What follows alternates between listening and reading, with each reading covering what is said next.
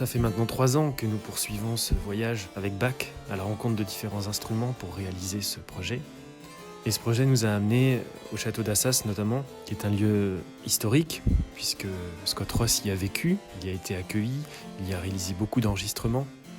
Et le fait de s'inscrire dans cette lignée historique était pour moi très très important. Quand on se retrouve à Assas, on est plongé dans un univers complètement mystérieux qui permet à la fois de traverser le temps parce qu'on est replongé dans le XVIIIe siècle et on se sent emporté par quelque chose d'indicible. Le son de ce clavecin demande à être façonné, mais il permet aussi de façonner un son et si on se laisse aller, il peut aussi façonner le claveciniste qui le joue.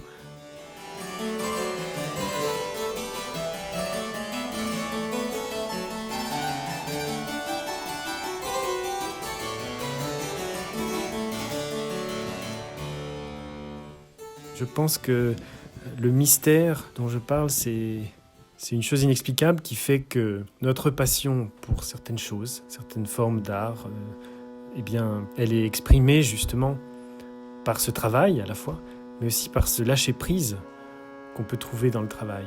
Les choses se réalisent en travaillant, bien sûr, mais quand on travaille bien, eh bien, elles se font d'elles-mêmes. Et c'est ça qui donne souvent des choses absolument inattendues. Le grand orgue de Béthune est un orgue nordique que Bach a pu découvrir dans sa première jeunesse quand il est allé faire un voyage vers le nord. Et il est très très très riche en couleurs. Et avec toutes ces couleurs, la difficulté c'est d'en choisir, de les associer et de faire parler cet orgue en imitant différents consorts, différentes voix, différentes choses. Et c'est ce qu'il y a d'extraordinaire dans cet orgue.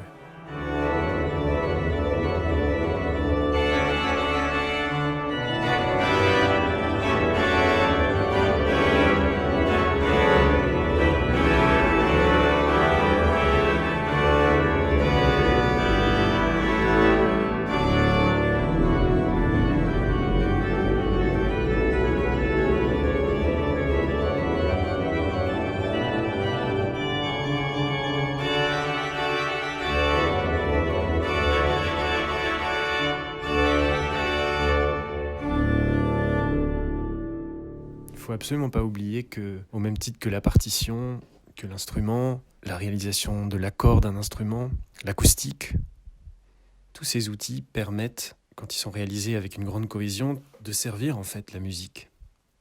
Mais le plus important, c'est d'inscrire et de faire vivre la musique qui est parvenue jusqu'à nous, encore aujourd'hui.